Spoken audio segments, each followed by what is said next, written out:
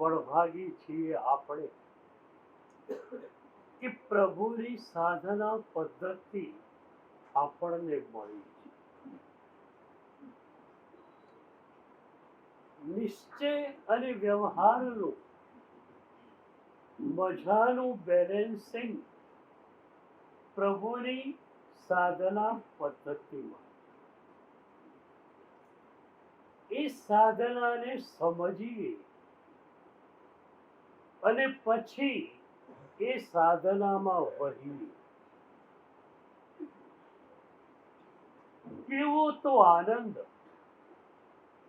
એ સાધનામાં વહેવાનો હોય છે. આપણા યુગના શ્રેષ્ઠ સાધક ઋષભદાસજીએ કહેલું કે એક ખમાસમણ આપું છું અને એટલો બધો આનંદ ભીતર છલકાય છે કે એ આનંદને હૃદય જીરવી શકશે કે કેમ એની શંકા છે. અત્યંત આનંદને પણ આપણું હૃદય જીરવી શકતું નથી. એક ખમાસમણ આપવામાં આટલો બધો આનંદ. ગોવાલિયા ટેન્કમાં મારું ચાતુર્માસ હતું. એક વહેલી સવારે આવી જ વાચનામાં મેં ઇરિયા સમિતિની વાત કરી. જોઈને ચાલવાનું. મેં સમજાવ્યું કે તમે ઇરિયા સમિતિ પાળો ત્યારે પ્રભુની આજ્ઞાનું તમે પાલન કરો. અને બીજું, જો શુદ્ધ રીતે તમે ઇરિયા સમિતિ પાળો તો નિર્વિકલ્પ દશાનો અભ્યાસ તમારો પરિપક્વ થઈ. કોઈ પણ સાધનામાં આગળ વધવું હોય નિર્વિકલ્પ દશાનો અભ્યાસ જરૂરી છે. પ્રતિક્રમણ આપણે કરીએ છીએ પણ શરીર પ્રતિક્રમણ કરતું હોય છે, મન ક્યાંનું ક્યાંય ભાગી જતું હોય છે. પછી વંદિકતા પછીના કાઉસગ આવે ને એટલે તમે પૂછો 2 લોગસનો આવ્યો કે 1 લોગસનો આવ્યો.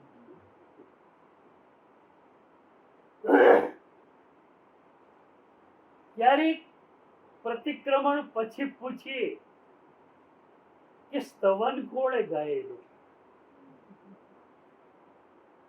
તો કે હા સ્તવન તો ગવાયેલું જ ને, એ તો ગવાય જ, પણ કોણે ગાયેલું ખબર જ ના.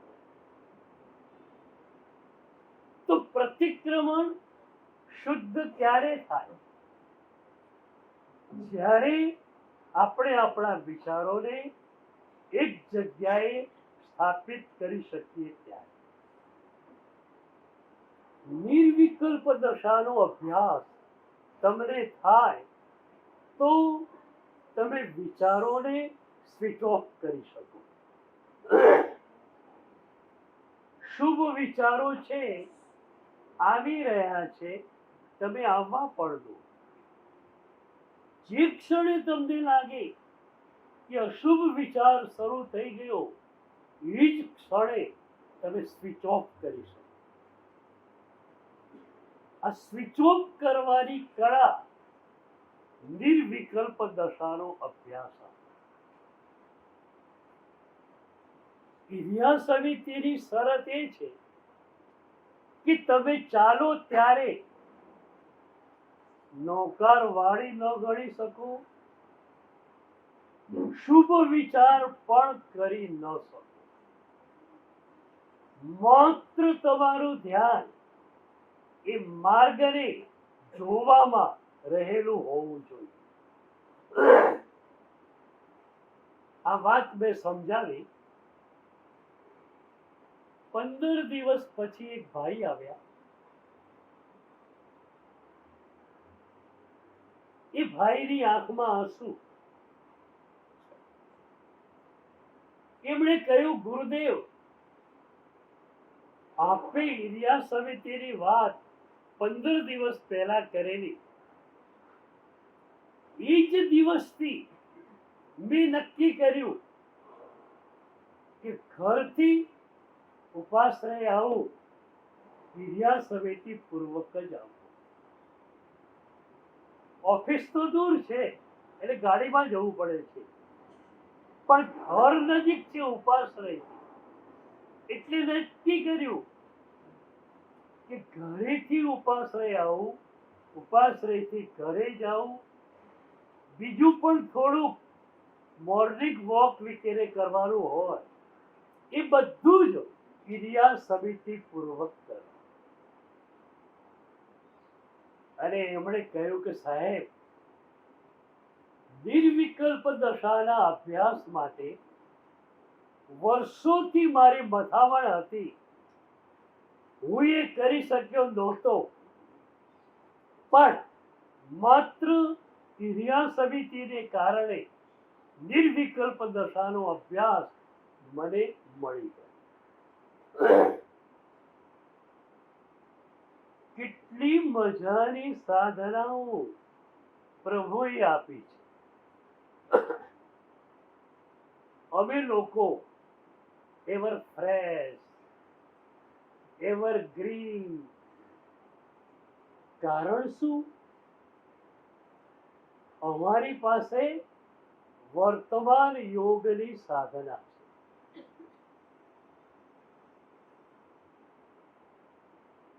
એક ક્ષણ, એક મિનિટ વર્તમાન કાળની અમારી પાસે છે. ભૂતકાળ ગયો, ભવિષ્યકાળ આવશે ત્યારે. અત્યારે વર્તમાન કાળની એક ક્ષણ આપણી પાસે છે. એક ક્ષણને પ્રભુની આજ્ઞાથી ભરી દઈએ, આનંદથી ભરી દઈએ, મજા જ મજા.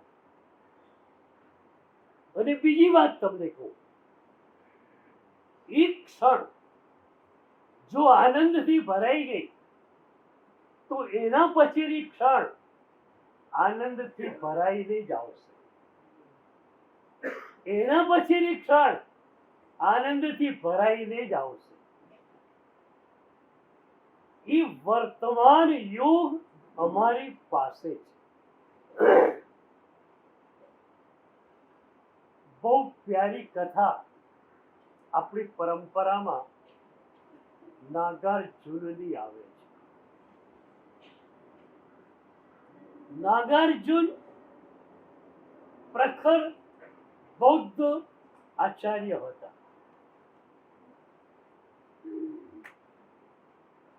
એ જ્યારે હોય ત્યારે બીજું કોઈ પ્રવચન આપે નહીં, બધા એક જ વાત કરે, પ્રવચન તમારું સાંભળવું છે. 5,000 ભિક્ષુઓની સામે એ પ્રવચન આપતા. આટલા જ્ઞાની આચાર્ય, છેલ્લે એમને થયું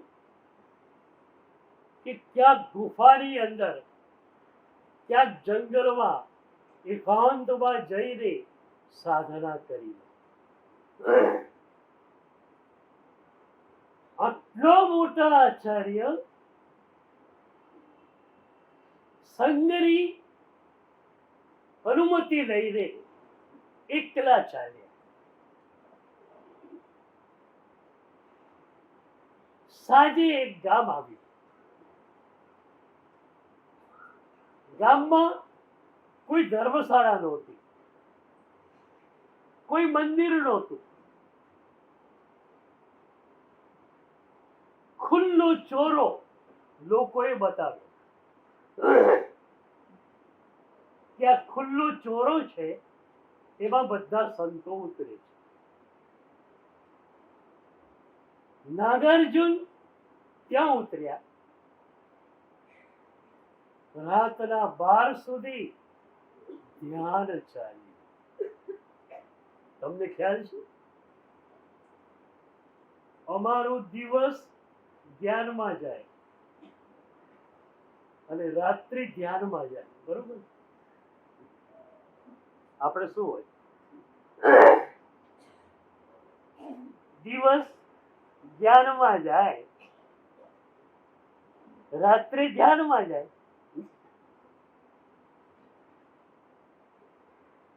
12 વાગ્યા સુધી ધ્યાન કર્યું, થોડી વાર આરામ કર્યો, 3 વાગે પાછા જાગી ગયા અને સાધના શરૂ થઈ. એક વાર સાધનાનો આનંદ પકડાઈ ગયો પછી તમને સાધના માટે અમારે કાંઈ જ કહેવાનું રહેતું નથી કે ભાઈ તું આ કર, ભાઈ તું આ કર. તમને એટલો બધો આનંદ સાધનામાંથી આવતો હશે કે તમે એને કર્યા વગર રહી શકશો નહીં. પ્રભુની પૂજા કરો, કેટલો આનંદ આવે બોલો.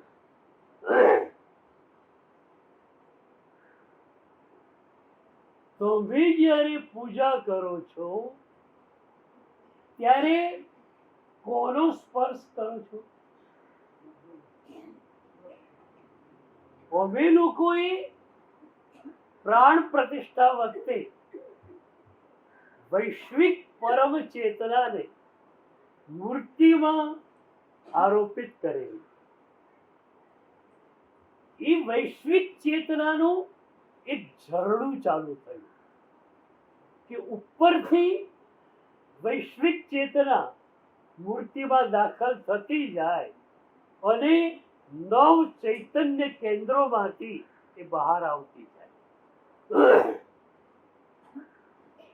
તમે જ્યારે પ્રભુના 9 અંગોને સ્પર્શો છો ત્યારે એ વૈશ્વિક પરમ ચેતના જોડે તમારો સંપર્ક થાય છે.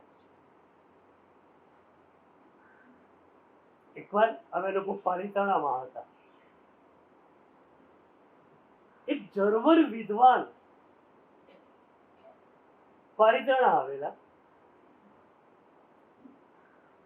જૈન ધર્મના ઘણા પુસ્તકો એમણે વાંચેલા. પાલિતાણા એટલા માટે આવ્યા કે પાલિતાણા જૈન ધર્મનું મોટામાં મોટું તીર્થ. ત્યાં સંતો પણ ઘણા બધા બિરાજિત હોય તો સત્સંગ થઈ જાય. પહેલા દિવસે એ પ્રોફેસર ઉપર ગયા, યાત્રા કરી, પ્રભુનું દર્શન કર્યું, ખૂબ ભાવથી. પછી બીજા દિવસથી મોટા મોટા આચાર્ય ભગવંતો હતા, એમની જોડે સત્સંગ કરવા માટે જતા. ગુરુદેવ ઓમકારેશ્વરી વાળા સાહેબ પન્ના રૂપા યાત્રિક ભવનમાં. એક બપોરે જર્મન વિદ્વાન સમય માંગીને આવી ગયા. વંદના કરી. પહેલો જ પ્રશ્ન એમણે પૂછ્યો કે તમારી પૂજા પદ્ધતિ મેં જોઈ, તમે લોકો ચરણથી પૂજાનો શરૂઆત કરો. મસ્તિષ્ક પણ હિન્દુ સંસ્કૃતિમાં બહુ જ પ્રધાન અંગ ગણાય છે. તો તમે લોકો મસ્તિષ્કથી પૂજાની શરૂઆત કેમ નથી કરતા? હું સાહેબ જોડે બેઠેલો, સાહેબે મને કહ્યું કે શું વિજય, હજારો ભક્તો આપણને મળ્યા હશે, એકે ભક્તે આવો સવાલ કર્યો હશે કે પૂજાનો પ્રારંભ ચરણથી કેમ, મસ્તિષ્કથી કેમ નહીં? ત્યારે ગુરુદેવે સમજાવ્યું કે અમે લોકો મૂર્તિને સાક્ષાત પ્રભુ માનીએ છીએ. વૈશ્વિક પરમ ચેતના અંદર દાખલ થાય છે અને એ 9 અંગોમાંથી બહાર નીકળે છે. પણ એ 9 અંગોમાં પણ ચરણમાંથી ઉર્જા વધુ પ્રમાણમાં નીકળે છે. એટલે અમે લોકોએ ચરણથી પૂજાનો પ્રારંભ કરવાનું વિધાન કર્યું છે. તકલાદી શરીર વાળો માણસ એને પૂજા શરૂ કરી અને છાતીમાં દુખવા આવ્યો, તરત જ એ બહાર નીકળી જાય. પણ ચરણનો સ્પર્શ કર્યો હોય તો એને મેક્સિમમ લાભ મળી જાય. એના માટે ચરણથી પૂજાનો પ્રારંભ અમે કરવાનું વિધાન કર્યું. એ પ્રભુનો સ્પર્શ તમે કરો છો ત્યારે શું થાય છે બોલો? કઈક ખલબલાટી, કઈક રણઝણાટી કઈ થાય છે?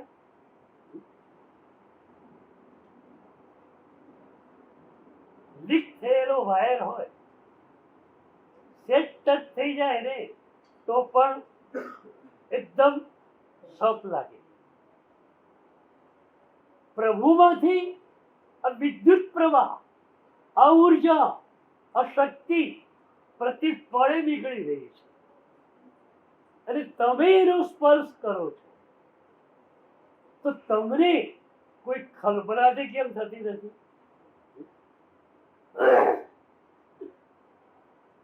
એક પ્રવચનમાં મેં આ પ્રશ્ન પૂછેલો તો સામેથી ભાઈએ કહ્યું કે સાહેબ આપ જ જવાબ આપો, અમને ખ્યાલ નથી આવતો. તો મેં કહ્યું કે ઇલેક્ટ્રિક ટેકનિશિયન હોય, એને વાયરો જોડે કામ પડતું હોય, એ અવરોધક પહેરી અને લીક થયેલા વાયરને ટચ કરશે તો પણ એને કોઈ અસર નહીં થાય. કારણ એના શરીર અને વિદ્યુત પ્રવાહની વચ્ચે અવરોધક તત્વ આવી ગયું. તમે પૂજા કરો છો ત્યારે તમારી અને પ્રભુની ઉર્જા વચ્ચે એક અવરોધક તત્વ આવે છે અને એ તત્વ છે વિચાર.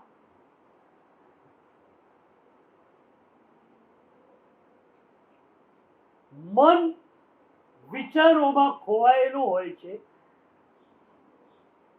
મન ટોટલી વિચારોની બાજુ હોય છે. માત્ર આંગળી દ્વારા જ સ્પર્શ થાય છે. તમે તો ત્યાં ગેરહાજર છો તો તમને અનુભવ ક્યાંથી થાય? વ્યાખ્યાનમાં તો હાજર નહીં, અહીંયા તો બધા હાજર છો ને.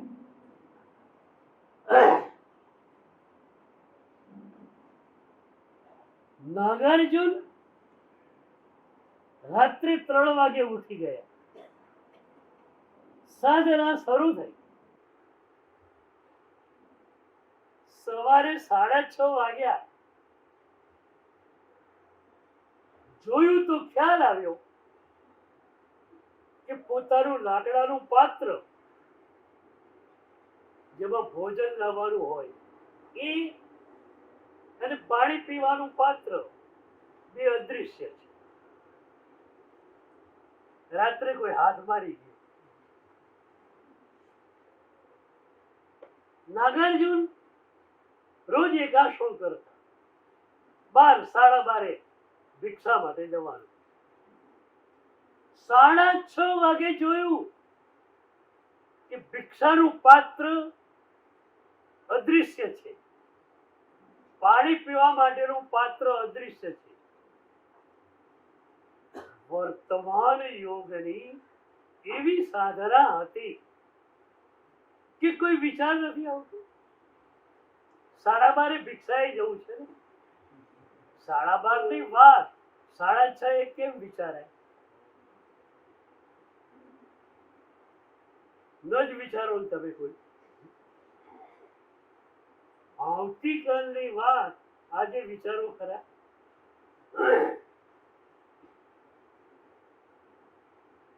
એટલે અમારા આનંદનું કારણ આ વર્તમાન યોગ છે. તમને પણ પૂછું, એક ઘટના ઘટી ગઈ તો ઘટી ગઈ.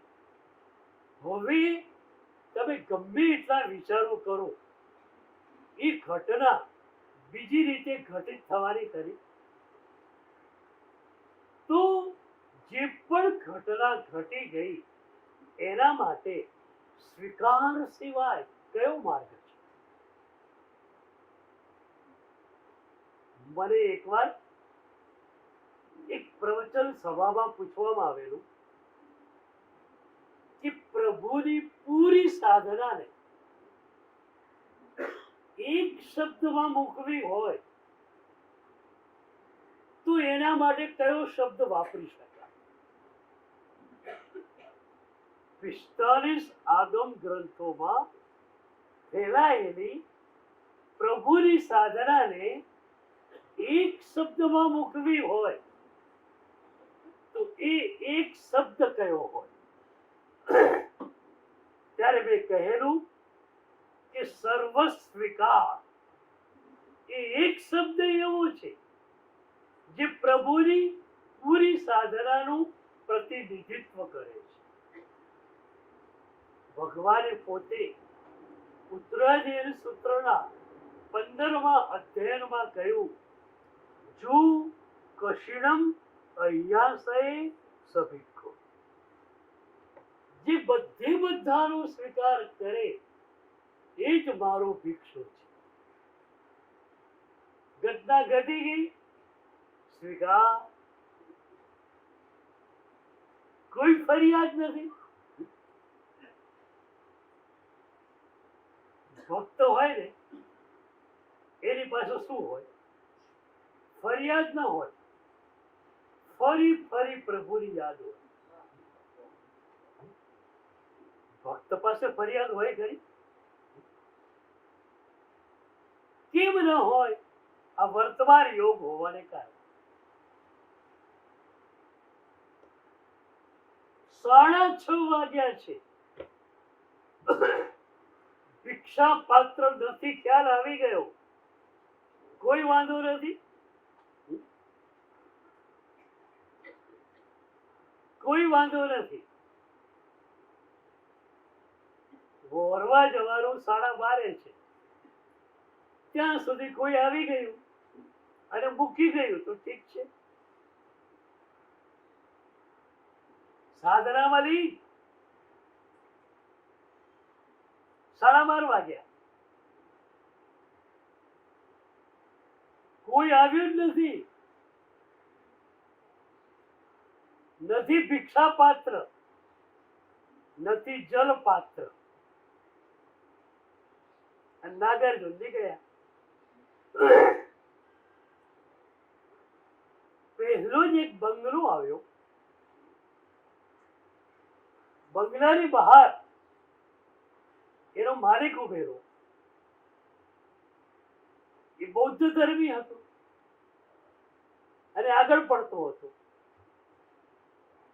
એને નાગાર્જુનને જોયા, ચમકી ગયો. આટલા મોટા આચાર્ય અને એ અહીંયા મારા નાનકડા ગામમાં અને એકલા. એને નાગાર્જુનને કેટલાય વાચરા સત્રોમાં સાંભળેલા. 1000 ભિક્ષુ હોય, 5000 ભિક્ષુ ભિક્ષુણીઓ હોય, અને નાગાર્જુન જે રીતે વાચરા આપતા એને સાંભળેલું. ખ્યાલ આવી ગયો કે આચાર્ય એકાંતમાં સાધના માટે જાય છે, માટે એકલા છે. હાથ જોડીને કહ્યું, ગુરુદેવ મારે ત્યાં પધારો. એને ત્યાં ગયા, એને વંદન કર્યું.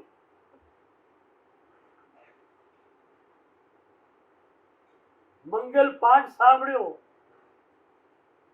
પછી કે સાહેબ મને ભિક્ષાનો લાભ આપો.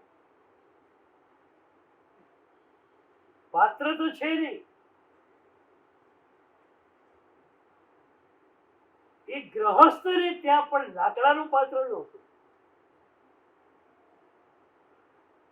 એને એક સોનાનું પાત્ર રત્નોથી મળેલું ગુરુને આપ્યું કે આમાં આપ ગોચરી લો. બીજું એક લોટા જેવું પાત્ર આપ્યું કે આમાં આપ પાણી લો. બેઉ સોનાના.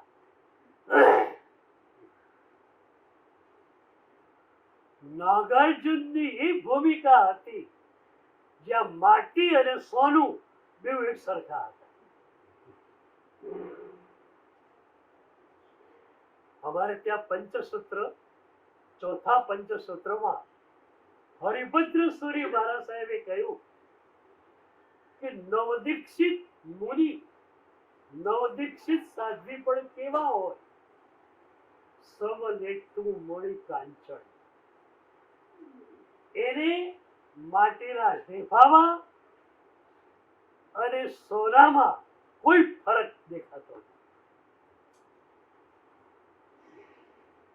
તમે 2000 ની નોટ મૂકો કે સુવર્ણ મુદ્રા મૂકો, અમે કહીશું ભાઈ પેટીમાં નાખી દો. અમારે એનો કોઈ પ્રયોજન નથી. તો નાગાર્જુનની આ ભૂમિકા હતી.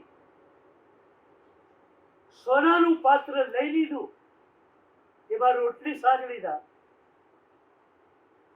પાણી પણ લઈ લીધું બીજા પાત્રમાં, ચાલ્યા ખુલ્લા ચોરા ઉપર. શ્રેષ્ઠીએ વિનંતી કરી કે સાહેબ મારો મોટો બંગલો છે, એ બંગલાનો એક રૂમ ખોલી આપું, આપ ત્યાં ભોજન કરો. ગુરુએ ના પાડી. ખુલ્લા ચોરા પર ગયા. ત્યાં એક ચોરની નજર પડી. ચોર ગામમાં રેકી કરવા આવેલો. ત્યાં એની નજર પડી. સોનાના 2 પાત્રો રત્નોથી જડેલા. ચોર કે આ 2 મળી જાય તો મારું તો આખી જિંદગીનું કામ થઈ જાય. હવે બીજે ક્યાંય જવું નથી. આજે બાપજીની જોડે જોડે રહેવાનું.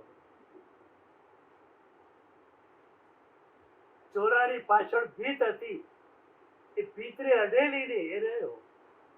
તડકો પડે તો તડકો અને વરસાદ પડે તો વરસાદ, પણ આજે ખસવાનું નથી. બાપજી દિવસે નહીં સૂતા હોય, રાત્રે તો શું છે? ખુલ્લો ચોરો છે, લઈને રવાના. એનું એક ધ્યેય હતું, આ લેવું છે. તમારું ધ્યેય શું છે? તમારું લક્ષ્ય શું? સાધના પ્રભુની મજાની મળી.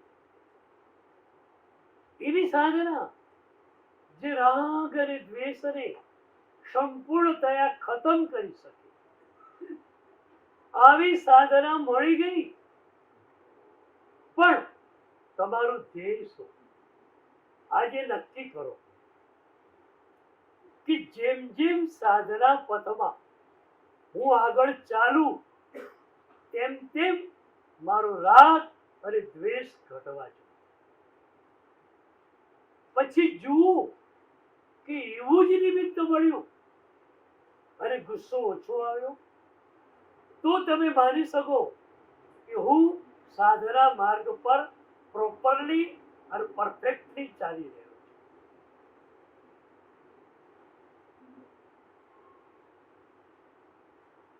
દવા સારી, સારામાં સારી, પણ એ દવા લેવાનું લક્ષ્ય હોય છે. એક માણસને શ્વાસ ચડતો, 2 ડગલા ચાલે એને શ્વાસ ચડે. ડોક્ટર પાસે ગયો, ડોક્ટરે દવા આપી કે આ 100 ટીકડી ગળી દો. પેલો 80 ટીકડી ગળી ગયો, પણ કોઈ ફરક પડ્યો નહીં. તો એ ડોક્ટર પાસે જશે કે સાહેબ તમે 100 ટીકડી ગળવાનું કહેલું, 80 ટીકડી ગળાઈ ગઈ, પણ કોઈ ફરક પડતો નથી. તમે ક્યારે સદગુરુ પાસે આવ્યા કે સાહેબ આટલા સામાયિક થયા પણ ક્રોધ ઓછો નથી થયો, પ્રભુની આટલી ભક્તિ કરી, વિતરાગ પ્રભુની, પણ રાગ ઓછો થયો નથી. તમે ક્યારે આવ્યા? કારણ શું? લક્ષ્ય નથી. હવે લક્ષ્ય સાથે સાધનાને જોડી દે. ચોરનું લક્ષ્ય છે ગમે તેમ થાય આ 2 પાત્રોને પડાવી દેવા. નાગાર્જુન તો બહુ જ ચકોર છે, બહુ જ પ્રબુદ્ધ છે. એટલે જોઈ લીધું ચોર પાછળ આવે છે અને ભીતરી પાછળ સંતાયેલો છે. ભોજન પૂરું થઈ ગયું, પાણી પી લીધું, હવે કાર ભોજન અને પાણી. ભોજન પૂરું કર્યું, પાત્ર સાફ કર્યા, જે બાજુ ચોર હતા એ બાજુ નાખ્યા. એટલે ભાઈ લઈ જા હવે. પેલો તો આભો થઈ ગયો. સોનાના પાત્રો હીરી જડેલા મને આપી દે છે. આખરે તો ભારતનો ચોર હતો, લઈ તો લીધા, તો પછી બાપજીના પગમાં પડ્યો.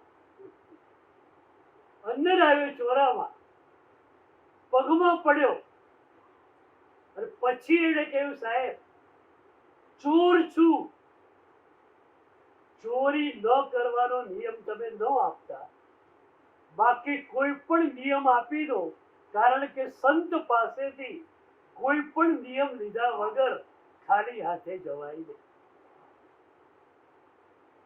એ વખતે નાગાર્જુને એક નિયમ આપ્યો કે જે પણ કામ તું કરે એ હોશપૂર્વક, જાગૃતિપૂર્વક, અવેરનેસ પૂર્વક કરજે. પેલા એ નિયમ લીધો. પેલું પાત્ર બેવું વેચાઈ ગયા, કરોડો રૂપિયા મળી ગયા, પણ ચોરીની તો આદત પડે ને. 3 દિવસ પછી ફરી પાછો ચોરી કરવા માટે નીકળ્યો. શ્રીમંતના ઘર પાસે પહોંચી ગયો. ત્યાં અચાનક નિયમ યાદ આવ્યો કે જે કરવું તે હોશપૂર્વક કર. એને વિચાર કર્યો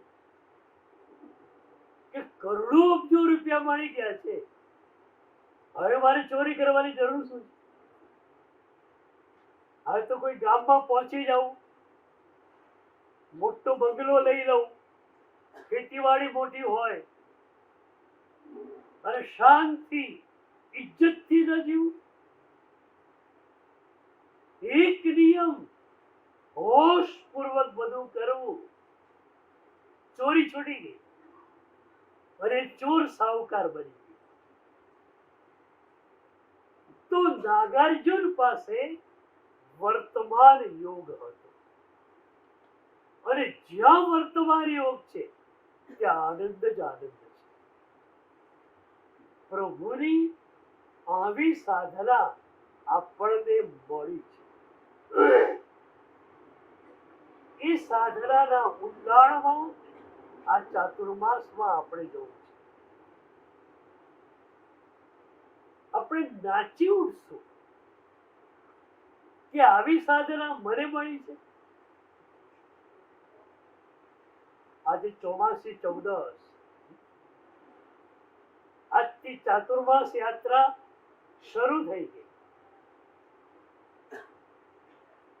જેટલી બની એટલી વિરાધના ઓછી કરવાની, આરાધના શક્ય હોય એટલી વધારી દેવાની, આ ચાતુર્માસ યાત્રાનો સંદેશ. વિરાધના જેટલી બને એટલી ઓછી કરજો, આરાધના જેટલી બને એટલી વધારે કરજો. મુંબઈની અંદર આટલી બધી મોટી સંખ્યામાં આજના દિવસે પૌષદ હોય એ સંઘ કદાચ નવરોજી બેન સંઘ 50 થી ઉપર ભાઈઓમાં પૌષદ, 125 થી ઉપર બહેનોમાં પૌષદ. આ જે પરંપરા છે એ અદ્ભુત પરંપરા છે અને એ જ પરંપરામાં આપણે આગળ